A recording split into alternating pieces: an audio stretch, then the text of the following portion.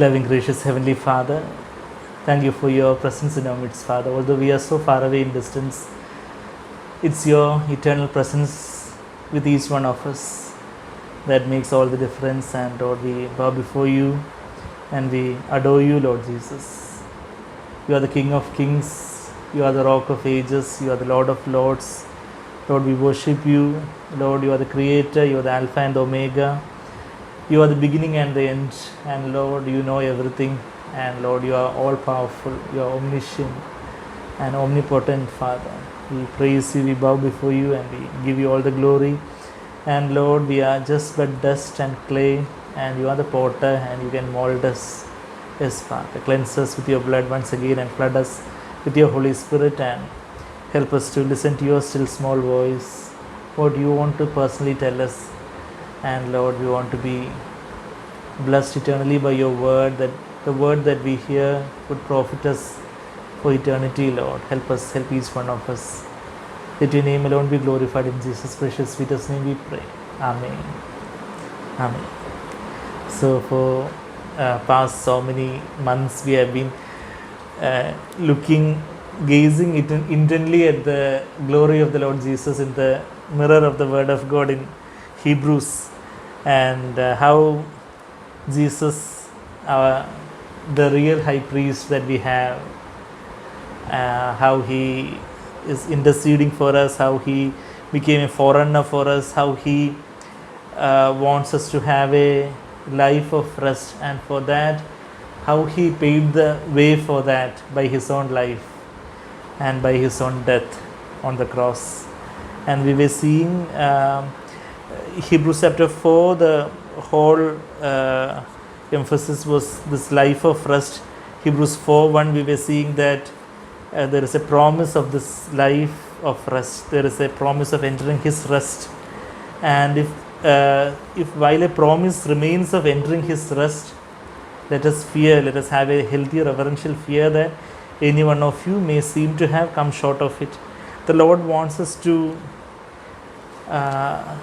enter a restful life, to enjoy a life of rest continually in our life, to enjoy a peace that surpasses all understanding.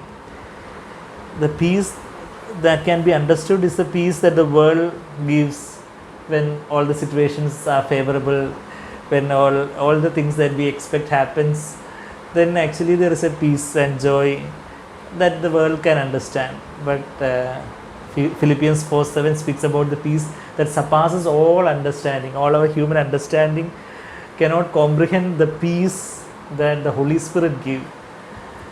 The fruit of the Holy Spirit is love, joy, peace. That is the rest, that the anopao rest. I will give you rest. Come to me, all who are weary and heavy laden, I will give you rest. That is what Jesus says.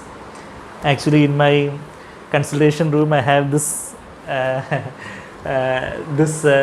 Probably the Lord would have allowed me to come downstairs to the consultation room, is to probably to show all of you this photo frame which I have, which was gifted by one of my clients when I was in Karigiri in Vellu. So there was one particular Christian client who came for counseling, and I was sharing with him the Word of God, and he happened to be a person who designs some graphic designing, and also I was telling him that I want a photo frame with this verse, come to me. I don't know whether you are able to read it. Come to me, all who are weary and heavy laden, I will give you rest. That is what Jesus says. And here, so I was telling him some idea, and he made this. And when I would like to share the gospel simply with my clients who are receptive, I use this frame where how the Lord wants us to have a life of rest, just like a little child in the Lord's arms, to have this life of rest, just like the weaned child that rests against the mother's bosom, as we read in Psalm 139. But we are often like this young man who is carrying all this heavy load in the dark, heavy, dim, dark, that kind of a situation we are in. But the Lord wants us, the Lord has died for us on the cross, so that if we surrender to this cross and if we come to Jesus, And if we surrender ourselves fully unto the Lord can transform this darkness into a bright, glorious realm. And the Lord is taken away by the Lord, by our Lord on the cross, and we are resting in the Lord's arms, in the Lord's bosom, just like a little child. And he says, come to me, Jesus says, come to me, all who are weary and heavy laden, I will give you rest. And we often quote this verse for the unbelievers, but actually the Lord wants us to experience this rest more and more in our life, and that is the life where sin doesn't have any dominion over us. Romans 6:14 says about sin shall not be master of you, for you are not under law but under grace. If you are under the grace of God is the power of the Holy Spirit. If you are under the mighty power of the Holy Spirit immersing us, we will be strengthened in our heart, in our spirit, by the Holy Spirit, by the grace, by the power of the Holy Spirit, to overcome all sins, all known sins, all sins that we have light over, and we can be at rest in the Lord. Sin is the one thing, sin or our self-will is the one thing that is causing all the restlessness. If our self-will is put to death, when we surrender ourselves before the Lord, then we can have this life of rest, and that is the promise. We have the hope of this promise. Actually, the promise is promise of entering His rest, promise of this glorious life under the new covenant. The Hebrews chapter 8 and all goes on to explain about the new covenant in little more detail, and so the Lord wants us to have this promise, and promise of His restful, glorious, victorious, peaceful life that the Lord wants us to enjoy, and we have the hope of this promise, even when this promise is not fully enjoyed by us even when it is not fully enjoyed by us in our day-to-day life. We can have the hope that the Lord will help us. And we were seeing the example of Abraham, in that how he, with not only with faith but also with patience, inherited the promises. Hebrews chapter 6 verse 12, so that you will not be sluggish but imitators of those who through faith and patience inherit the promises. And we were seeing that how both faith and patience are part of the fruit of the Holy Spirit. Although some translations says faithfulness, gentleness, self-control in Galatians 5:22-23. That word pistis in Greek is more often translated as faith than as faithfulness, although that word means both faith and faithfulness. So we know that faith as well as faithfulness, to be faithful to the Lord also. So of course the fruit of the Holy Spirit, and even faith, even the same thing we were seeing in Acts 6 also, that Stephen, a man full of faith and of the Holy Spirit. So it is the Holy Spirit that who fills us. It's the Holy Spirit who fills us with the faith in the Lord. Acts 6:5 says, Stephen, a man full of faith and of the Holy Spirit. So we need faith and also patience, that perseverance. Actually, even when we are not experiencing what the Lord wants us to experience, we can have a patience before the Lord. In the modern world, everything is instant gratification is what people are craving for. But actually, in Christian life, the Lord wants us to wait, so that we can be mature enough to value the gift of the glorious life in Christ, and we would be humbled enough and mature enough to receive that and value that, and we won't look down upon any other person who seem to have come short of that. And so the Lord, through faith and patience, we would be able to inherit the promise of His rest. And in that promise, of course, all the other promises are there, because we were seeing in 2 Peter 1:4 that all the promises God has given, all the magnificent promises God has given us, so that 2 Peter 1:4, He has granted to us all His precious and magnificent promises. The adjectives used for His promises: precious promises, very invaluable, precious, and magnificent. They are very magnificent, splendid promises, so that by these promises you may become partakers of the divine nature. That is the promise, to partake of his nature, to have the life of God, to have that eternal life of God, that is to be a worshipper of the Lord, to be united with the Lord in the Spirit, that is to enjoy his rest, enter his rest. Everything denotes the same thing: loving him with all our hearts and minds, simple pure devotion to the Lord. Everything is life within the veil, and so fellowship with his Son Jesus Christ. All the many many picture languages and allegory the Word of God has given us, so that we can somehow understand the depth of what the Lord wants us to have. That is the very life of Christ, to be in rest with the Lord, and to have that fellowship and that oneness in our spirit with the Lord. And we were seeing that verse Hebrews 6:13, God made a promise to Abraham, and when Abraham offered his son Isaac, Genesis 22, we were seeing that not only that promise, on the top of the promise God swore also. There was an oath from God. Although we know that God cannot lie, but God is truth. Jesus says, I am the truth. John 14:6. Satan is the father of all lies, Jesus says in John 8. But Jesus is the truth, the reality. Aletheia is the Greek word there, which means truth and reality. So he cannot lie, but he has promised. But on the top of that, for us to be more assured, for us to have that strong encouragement to take hold of the hope, as we read in verse 18 last week, the Lord has given us a oath also. Just like he gave promise, as well as he swore. He could swear by no one greater, so he swore by himself.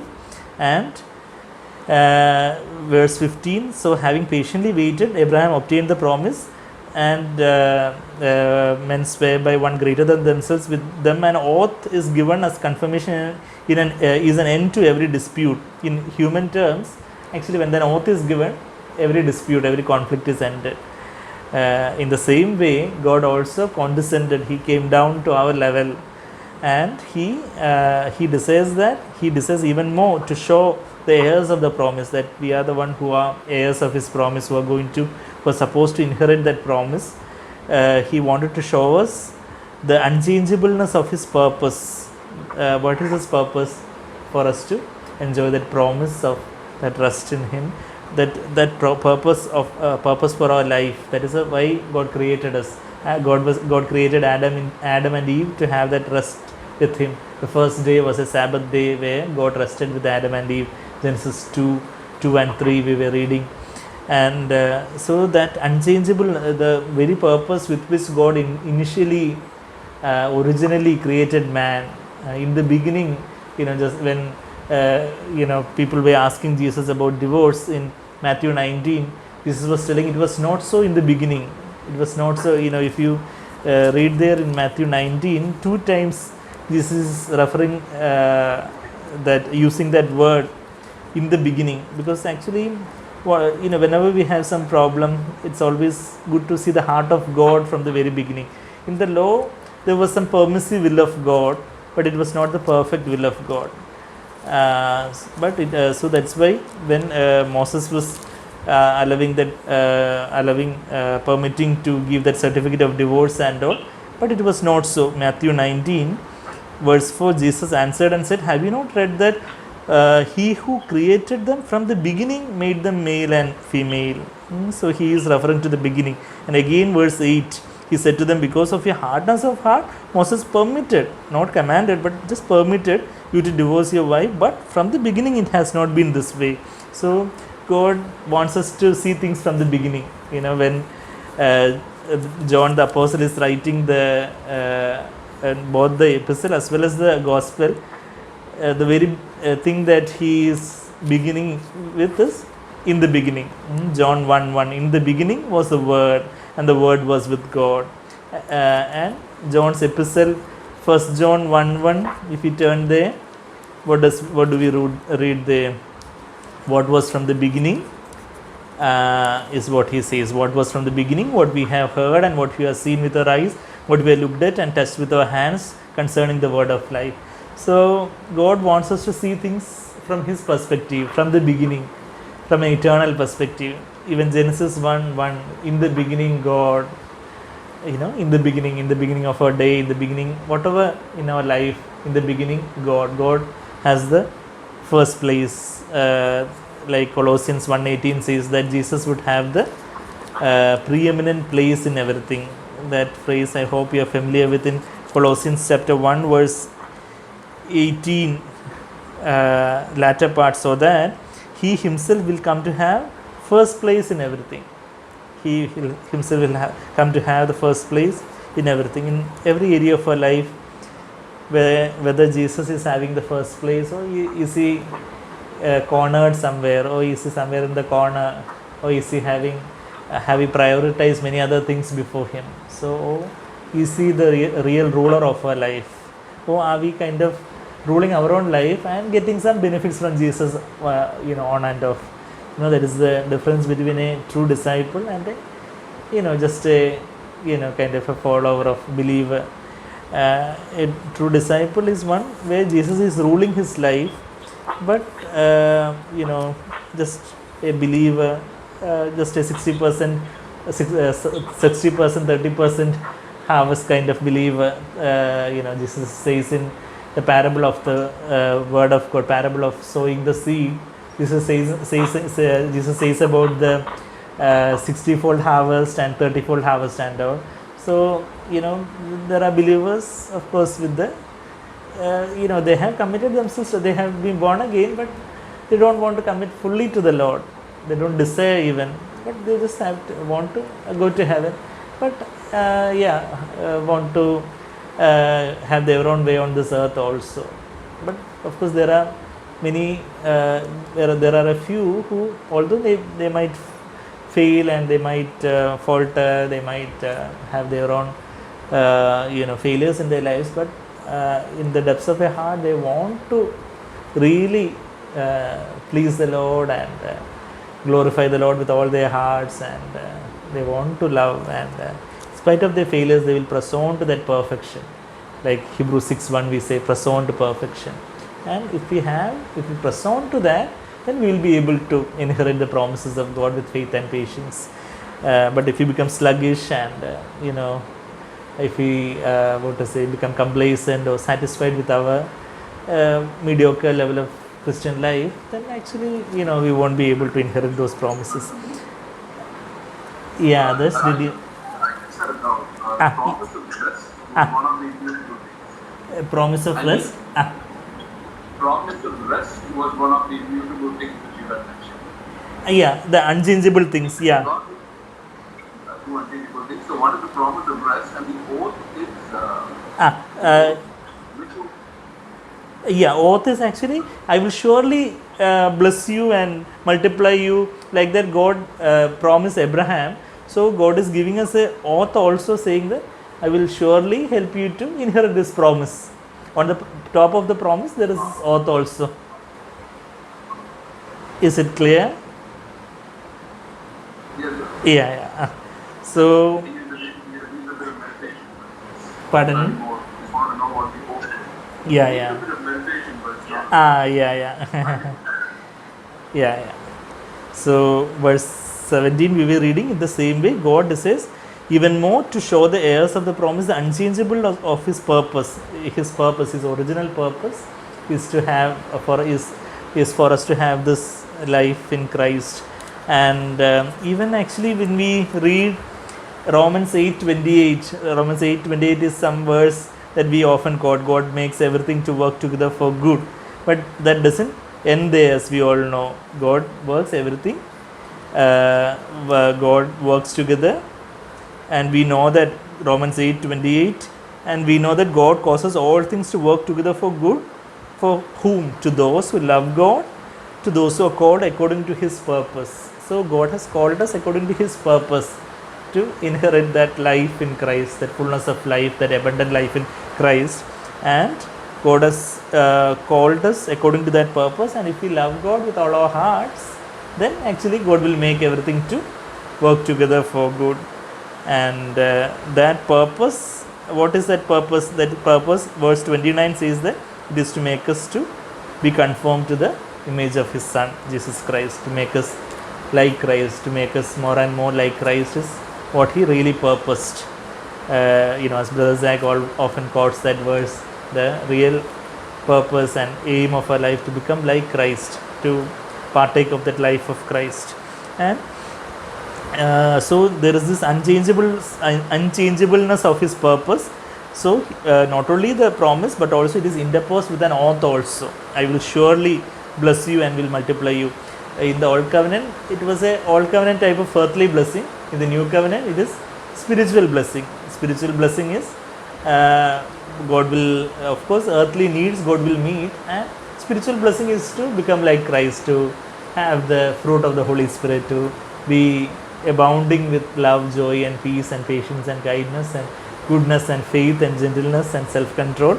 And also, I will surely multiply you. We were saying that spiritual descendants actually that will be able to give life to other people, will be able to shepherd other people also to Christ, will be able to disciple other people to Christ, will be able to bless others with a spiritual blessing. So there is a spiritual offspring that God can give us. So that is actually that we were reading. So that unchangeableness of His purpose is interposed with an oath, so that by two unchangeable things, this promise and this oath, two unchangeable things, verse 18, Hebrews 6:18, in which it is impossible for God to lie. Otherwise also God won't lie, but for us to be sure, God is telling that it is impossible for God to lie.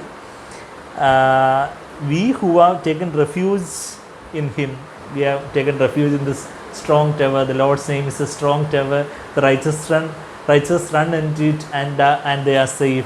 Proverbs 18:10, we were referring last week also. So we have taken refuge in the shadow of His wings. And even Psalm 91 is a very famous psalm for all of us now. So Psalm 91, especially in this pandemic era, many people often quote Psalm 91, and Psalm 91 says starts with this refuge.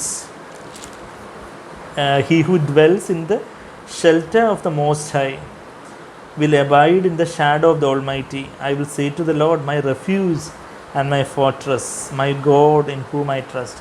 The Lord is our refuge. The Lord is our fortress, mighty fortress where the enemy cannot break in and enter. And He is our God in whom we trust, and we entrust ourselves. And we are dwelling, we are abiding in the shelter of the Most High, in the shadow of His wings. And verse 3 also says about, verse 3 says about, He delivers you from the snare of the trapper and from the deadly pestilence. And verse 4, He will cover you with His pinions, with His feathers, and under His wings you may seek refuge. His faithfulness is a shield and a bulwark. So under His wings, just like Jesus is using an allegory there in Matthew 23, just like the hen wanted to gather the chicks under the wings, I wanted to gather you with me, and you were unwilling, O Jerusalem. And He was weeping over Jerusalem in Matthew 23 and Luke 19. And here the Lord wants us to have our refuge under His wings. We are safe under His wings. Whatever happens around the world, in Him, in me, you have peace. In the world you have tribulation, in me you have peace. Is what Jesus says in John 16:33. And His faithfulness is the shield and a bulwark, we read over there. So verse coming back to Hebrews 6. So we who are taken refuge, we would be having strong encouragement. We were seeing that parakletos is that word over there, encouragement. Holy Spirit is called paraclete. That means parakaleo means to call beside. Para means near, kaleo means to call. So parakaleo means to call to one side, and parakletos is one who is that parakaleo word means to call to our side, as well as that word means encourage, exhort, strengthen, console, instruct. That is all the multifaceted meaning of that word, and that is the word Jesus used. Blessed are those who weep, they will be comforted. That word used over there is parakaleo. They will be comforted and strengthened and consoled. And even when Hebrews 3:13 says encourage one another day after day, the same word parakaleo is used over there.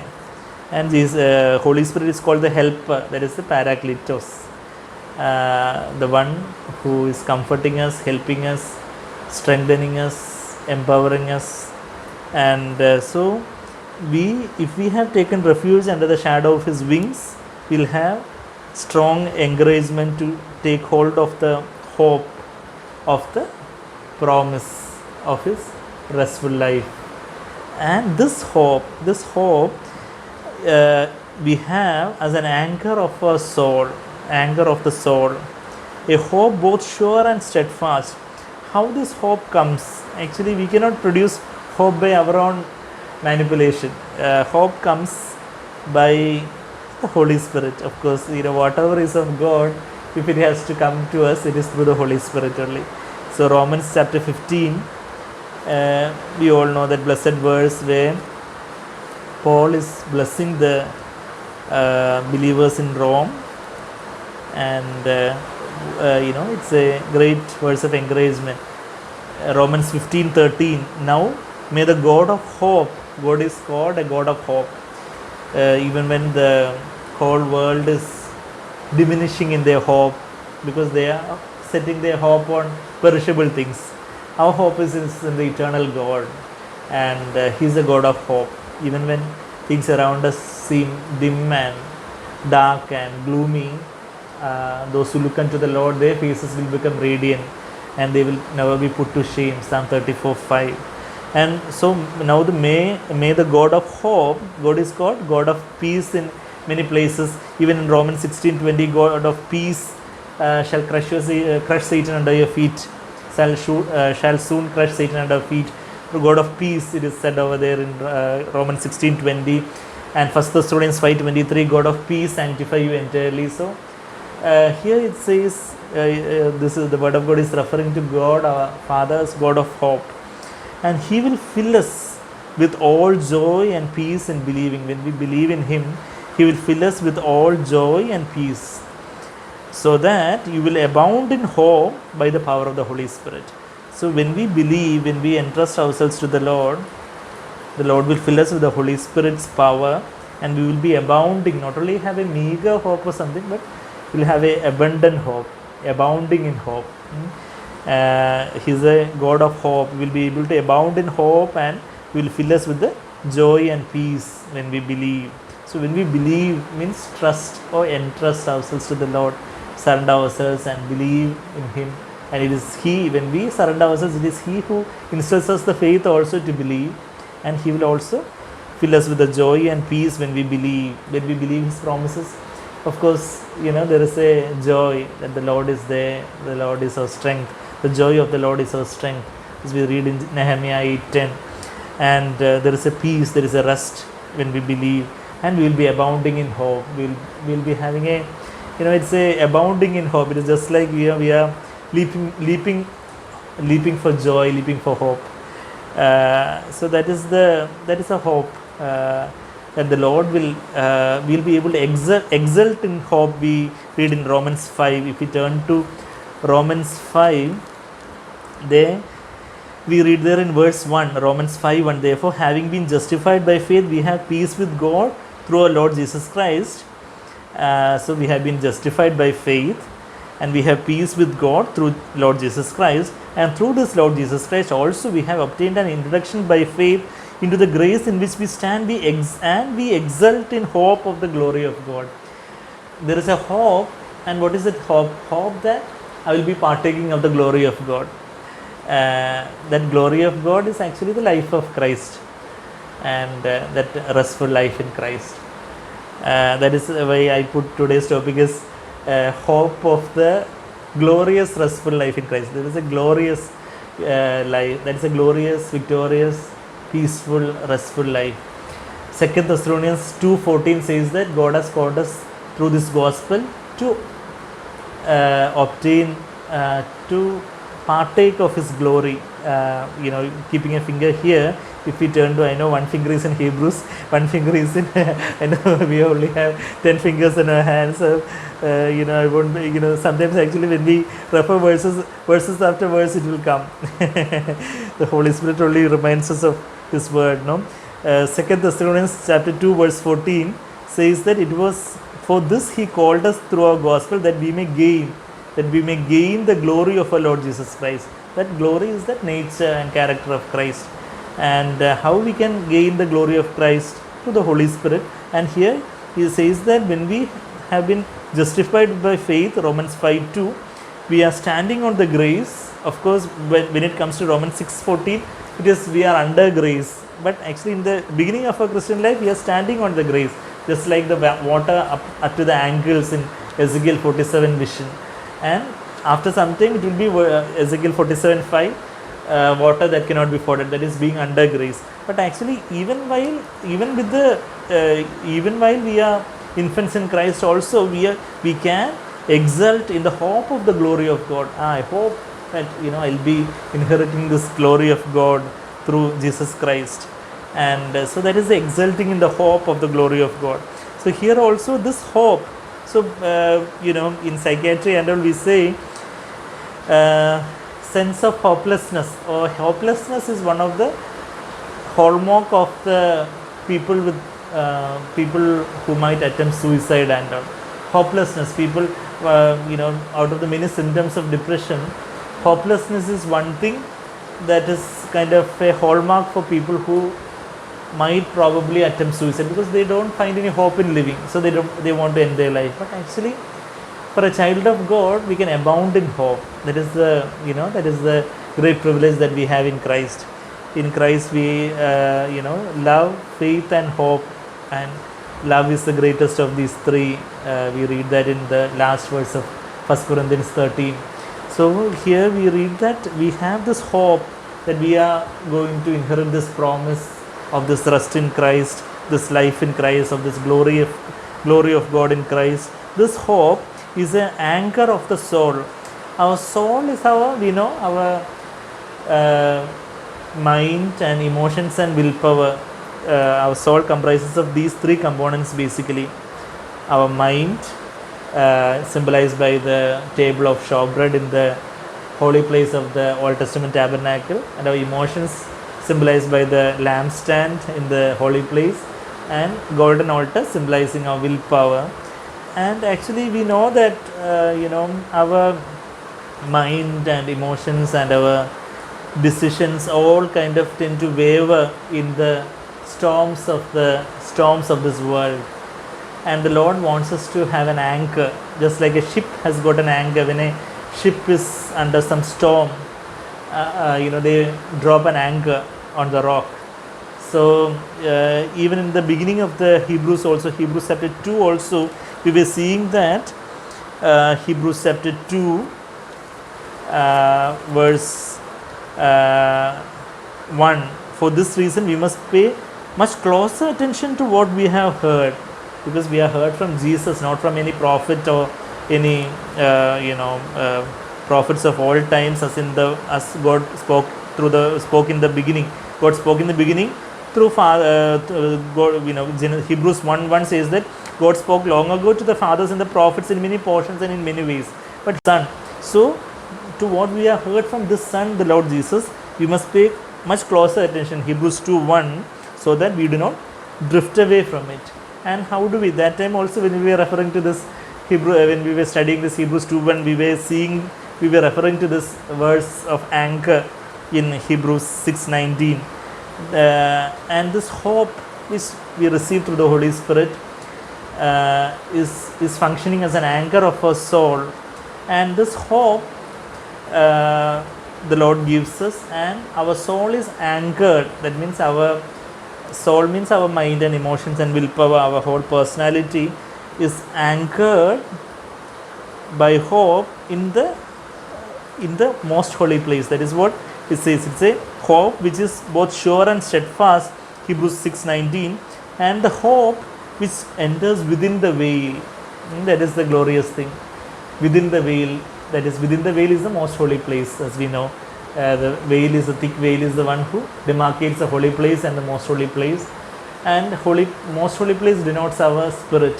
So our soul has to be, this veil is broken and more demolished by the action of the Word of God and the Holy Spirit. we are broken. In our church and all we speak much about the brokenness and all, broken and contrite spirit. So that our self will is broken, and we have a hope. We have this hope, and this hope is an anchor of our soul. And in the most holy place is Jesus, and Jesus is the rock of ages. So how the picture language is so dramatic, so superb, so exact. This is the rock of ages, and on the rock only we drop the anchor, so that the soul won't be strayed away by every wind of doctrine. Jesus says, take my yoke upon you, Matthew 11:29. Take my yoke upon you and learn from me, for I am gentle and humble in heart, and you shall find rest for your souls. Your soul won't be drifted here and there, but your soul would be at rest in Christ. I have quieted and composed my soul like a weaned child that rests against the mother's bosom. Psalm 131. So soul is resting. It is because it has got an anchor in God Himself, in Jesus, the rock of ages itself. The soul has got an anchor. And also even Philippians 4:7, which we were referring in the beginning, and the peace of God, when we cast all our burdens and cares and requests and make known every request to the Lord, then and with thanksgiving we make known all the requests to God, and the peace of God which surpasses all understanding will guard your hearts and minds in Christ Jesus. It is just like a guard, military word is used over there, that guard, garizo, just like a garrison, the military garrison, that word is used over there. And Philippians 4:7, that peace of God is, that word used over there is florio rather. That means protect by a military guard to prevent hostile invasion, watch and guard to preserve one for the attainment of something. To watch and guard. The peace of God is watching and guarding us, and is protecting us as by a military guard. And the peace of God, which surpasses all comprehension, which surpasses all our human understanding, will guard our hearts and our minds in Christ Jesus. Our heart denotes our spirit, and our minds denotes our, is part of our soul, and they are guarded by the Holy Spirit in Christ Jesus. And our mind, our soul is at rest in the Lord. Ephesians 4:13, we read that about spiritual children. When we are spiritually immature, what will happen if we don't have a root firm in Christ? Ephesians 3:17 says about so that Christ may dwell in your hearts through faith, so that you be rooted and grounded in love. That means this anchored in the rock of ages, that is Christ Himself. When we are not rooted and grounded, root is a word. When we compare our Christian life to a tree, we need to have a firm root. When we compare our Christian life to a building, we need to have a strong foundation, grounded. If we compare it to a ship, it has to be anchored in love. God is love. Anchored in the love of God means anchored in Christ Himself. So we have to be rooted and grounded in love. If not, what will happen? Ephesians 4:14 rather. As a result, we are no longer to be children. God has called us to grow to be a mature man. Verse 13 says, to the measure of the stature which belongs to the fullness of God. And if we are not growing to the maturity of Christ, what will happen? If we are not growing like that, we will be tossed here and there like children by waves, and carried about by every wind of doctrine. Some preacher is preaching some strange new things which is not in the Word of God. We will be carried away to that, and another TV preacher will be saying some other funny things, and so-called manifestation of the Holy Spirit, and so many strange things, and also many things contrary to the Word of God. When people preach, why so many believers are tossed here and there? Because they haven't dropped their anchor in the love of Christ, in Christ Himself. They are not rooted and grounded in love. So they are tossed here and there by waves, and they are carried about by every wind of doctrine, by the trickery of men. They will be cheating people to build their own empires, their business empire, as the ministries, in the name of some ministries they will be doing that. So they will be cheated by the trickery of men, by the craftiness in deceitful scheming. So that's why so much of deception, especially in the end times that we are living in. So many things that goes on in the name of Christ, but God wants us to have discernment, and that discernment comes when we are more and more rooted and grounded in Christ, when we have our anchor, and this anchor is sure and steadfast. Coming back to Hebrews 6:19, and this is the anchor of our soul that will help us to have that rest in our soul, so that we won't be straying away. Our soul also would be bound with the cords of love, and hope unto the Lord Himself. The Lord wants us to bind us with the cords of love. That is the real freedom. The real freedom is to be being bound to the Lord Jesus Christ. That is a paradox. If we are not bound by the love cords of Jesus, we will be bound by the world system, and that is the real bondage. But if the Holy Spirit breaks all the yokes and yoke us together with Christ, and we are bound with cords of love and hope in Christ, that is, we won't be strayed away, we won't be straying away from the simple and pure devotion to Christ. That was Paul's prayer to the Corinthians, 2 Corinthians 11, 2 and 3. I am jealous for you with a godly jealousy, just as I betrothed you to one husband, that is Christ. I'm afraid, just like the serpent deceived Eve, whether your mind would be led astray. That means whether you will be drifting away from the simple and pure devotion to Christ. Martha was distracted and bothered about so many things. Perispavo, we were seeing that word that time when we were studying that Hebrews 2:1.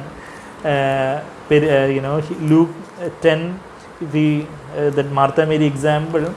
Martha is a person who is distracted, straying here and there. Of course, she was sincerely, in her sincerity, she was trying to serve the Lord, but in her own strength and wisdom. She was restless, she was complaining. Luke chapter 10, verse 40. But Martha was distracted. She was straying away. She was led astray, or she was drifting along. She was tossed here and there with all her preparations. And Jesus himself is telling Martha, verse 41, Lord answered and said to her, Martha, Martha, you are worried and bothered about so many things. That distracted is the word perispavo, which means peri means around, perimeter, and all we say, no? Spavo means draw. That means actually majoring on the minor things, having lost the true focus and all, over-occupied, too busy, perispavo. And worried and bothered. Bothered means turbazo, troubled and disturbed and disquieted, agitated. That is that word. Worried is merimnavo, that is anxious, worried and anxious. So, but Mary has chosen, as a sister prayed today also in the prayer, Lord, we want to choose the good part that Mary chose, that will not be taken away from her, to be at rest in the Lord's presence, in the most holy place. Just like that bride in Song of Solomon, chapter 2, verse 2, says there that, my bridegroom is like the apple tree among the trees of the forest. In his shade I have sat down, and his fruit is sweet to my taste. It says there in Song of Songs chapter 2, verse 3. Like an apple tree among the trees of the forest, so is my beloved among the young men. Among all the distractions in this world, the money, honor and pleasures of this world are the forest trees. And among all these trees is the apple tree, that is the Lord Jesus Christ, my heavenly bridegroom. And He is like this apple tree, and in his shade, that is at his feet, just like the Mary of Bethany sat at the Lord's feet.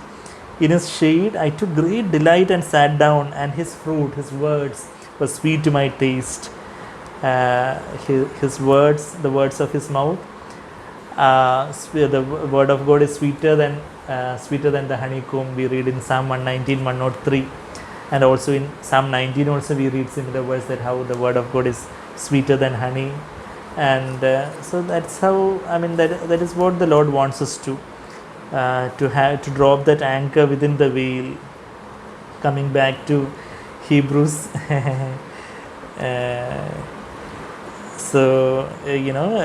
Hope which is sure and steadfast. It is sure. That means the Lord will help us.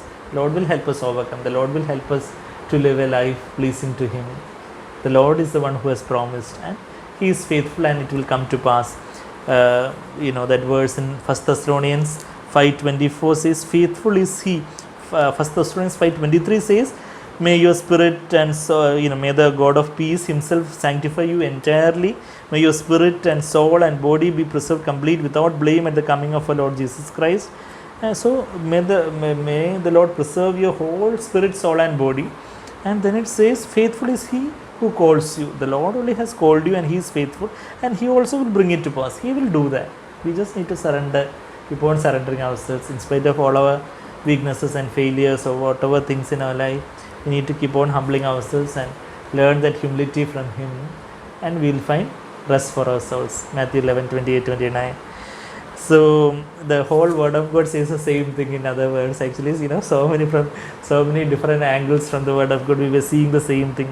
When the Lord enlightens us, when the Lord gives us eyesight, as in Revelation 3:18, that the revelation, that eyesight is the anointing of the Holy Spirit to see the glory of Christ in the mirror of the word of God, and to see things from an eternal perspective, from a heavenly perspective. And when our eyes are open to see the treasures in the word of God, as we read in Psalm 119:20, "Open to me the treasures in your word." That verse, Psalm 119, we'll read that verse in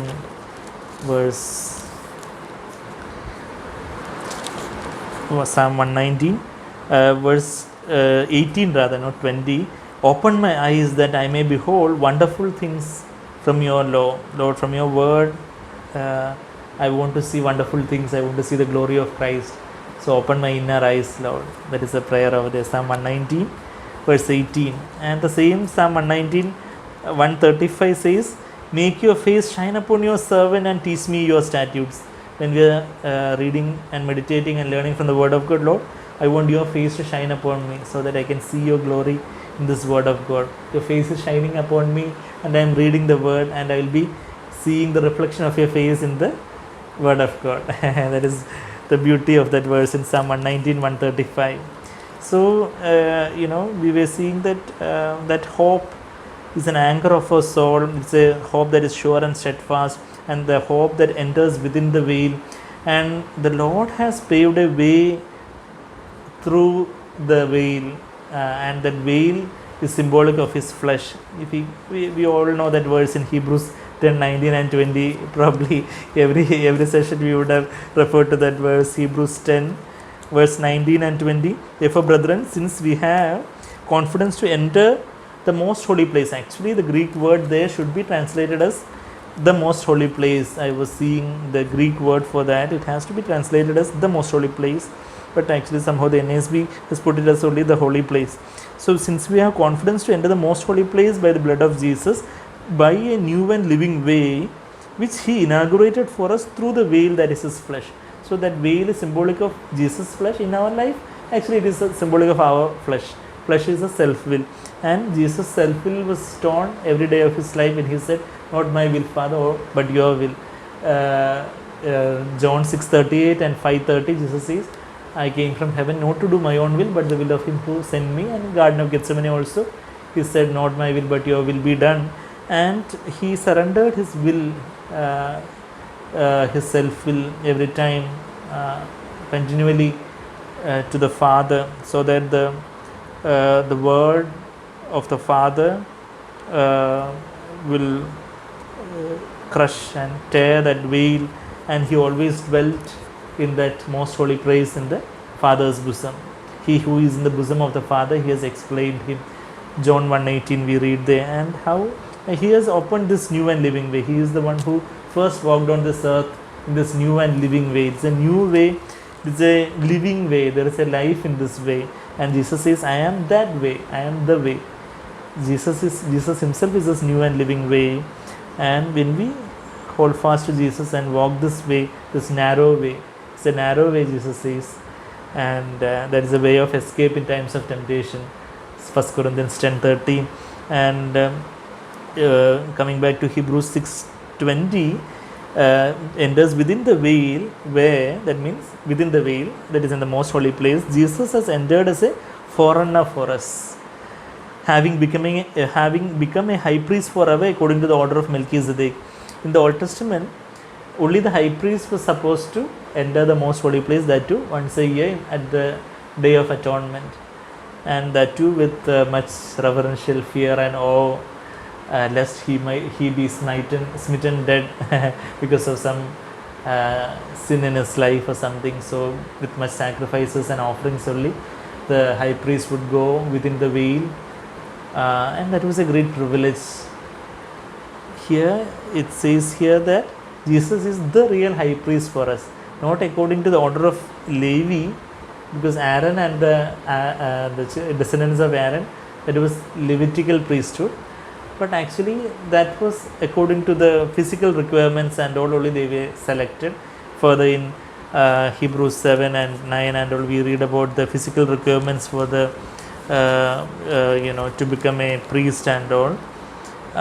Here in actually in verse 16, Hebrews 7:16, it says about the physical requirement, who has become such, not Melchizedek has become such not on the basis of a law of physical requirement. The law of physical requirement was the law of Moses, but according to the power of an indestructible life. So in the Old Testament there was so much of physical requirement, no infirmity, only males would be allowed and all.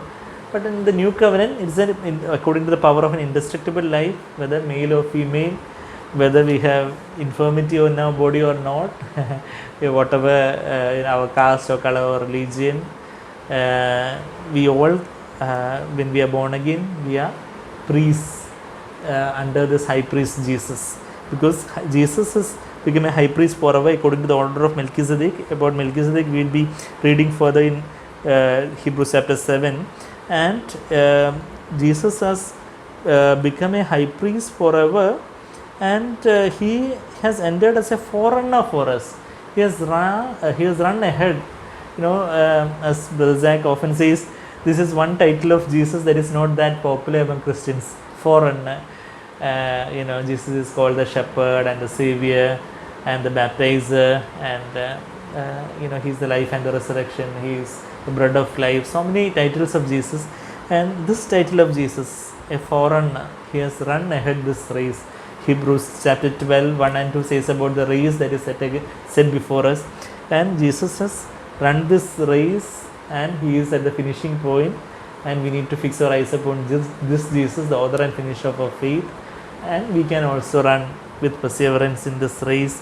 And he has run ahead, and he is a foreigner, and this foreigner is the one who has entered within the veil, and we can also enter within the veil.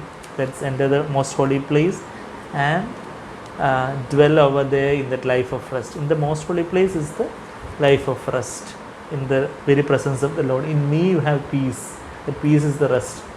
John 16:33 says, Jesus says, in the world you have tribulation, in me, that means in my presence, is peace.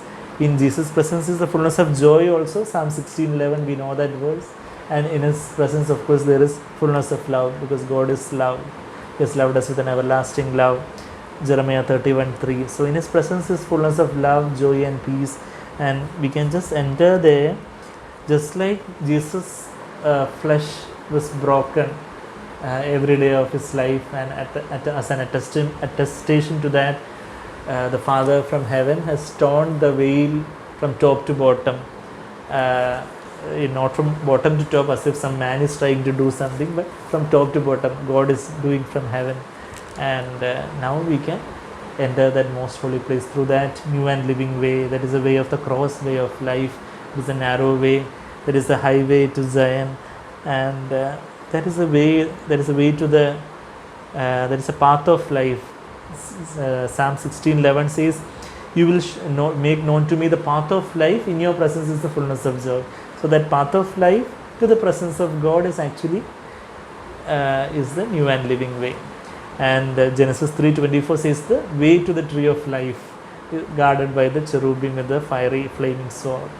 So there all a way is there, and through that way, it is not that once you entered the rest, there we will automatically be there all the time. But only if we walk along this narrow, new and living way, within the veil is a way of life. We need to daily take up the cross and die to ourselves to remain in this rest. We need to, just like in the Old Testament, there should be a continual burnt offering, and in the New Testament we ourselves are the burnt offering, and we need to offer ourselves continually as a burnt offering. Then the fire of God would be upon us, just like Leviticus 6:11 says that the fire should not be should not go from Leviticus chapter 6 verse 12, the fire on the altar shall be kept burning on it, it shall not go out. That is the law of God. And verse 13, fire shall be kept burning continually on the altar, it is not to go out. So in our life also, the burnt offering has to be there continually, so that the fire of the Holy Spirit will burn continually the chaff of our life, the lust of our flesh, the desires, the strong desires of our flesh for money, honor and pleasures of this world. And we can remain in that rest, and Jesus has become a forerunner. I've heard from Brother Zach that these three titles of Jesus, Savior, Baptizer and Forerunner, can denote to a Christian life in the outer court, holy place and most holy place. In the CFC website, and there is this one article where this column is given, where many symbolisms are explained there very beautifully. Many years ago, I still remember reading that table and noting it down. In Savior, that means actually He has forgiven all our sins, and He has saved us from the penalty of sin. That is the outer court experience, the initial Christian experience. But then He wants to fill us with the Holy Spirit. He is the baptizer, and if He keeps on filling us with the Holy Spirit, He will become a forerunner for us. And forerunner is the one who has entered within the veil, and the Lord wants us to enter within the veil and dwell over there every day of our life, to be in His presence. I was always beholding the Lord in my presence, because He is at my right hand, I will not be shaken.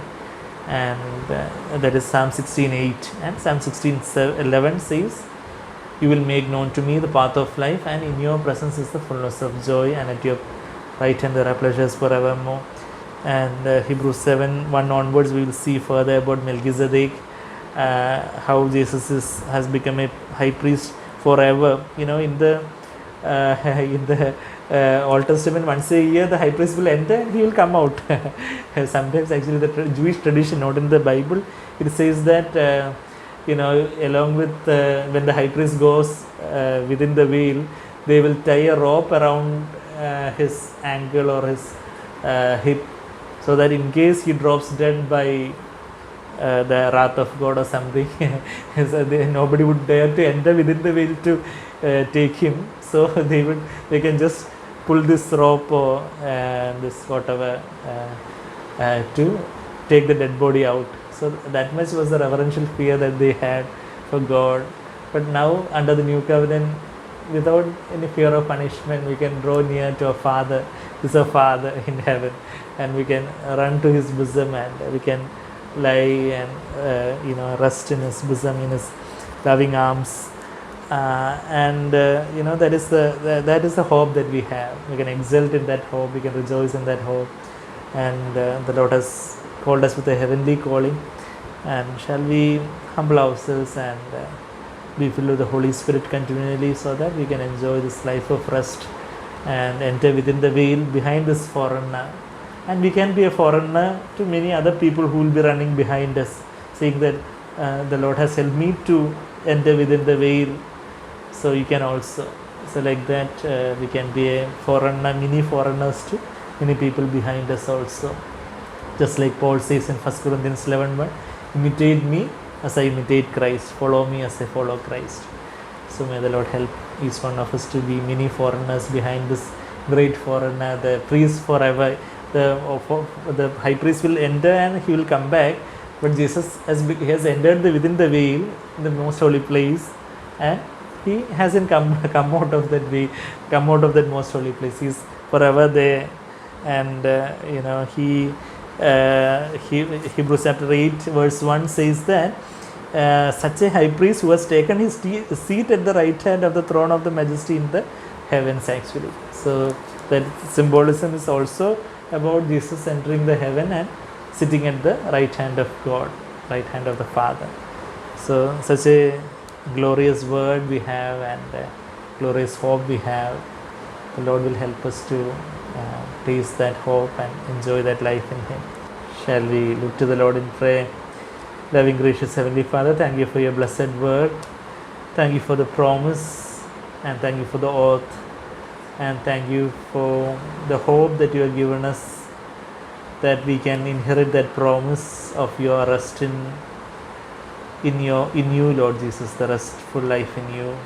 Help us, Father, to surrender ourselves continually as a living sacrifice, to acknowledge ourselves to be zero before you, and to be flooded by your Holy Spirit, to be filled by your faith and hope, so that we can exult in the hope of the glory of God, and we can lay hold of that promise within the veil, to enter within the veil behind the foreigner Jesus, as priests behind this great high priest. And Lord, thank you for this great privilege, for helping us to walk this narrow and living way, new and living way, which is the narrow way that you have paved for us, Lord. Thank you, Jesus. Help us, Father, to be helplessly dependent on you, to be humblest to the utmost, as much as you give us light, Father. Help each one of us, Father. Thank you, Jesus, that you are the one who fulfills all the promises, and the greatest of all promise, to partake of your divine nature, to have this restful life in you. Thank you, Jesus, that you are going to fulfill, and you are fulfilling in our life to a greater and greater measure, even today and in the days to come. Thank you, Jesus. Thank you, Father. Bless all those who heard your word, and we pray that, Lord, you would meet all their needs and bless them and be with them and encourage them. Let your name be glorified. In Jesus' precious sweetest name we pray. Amen.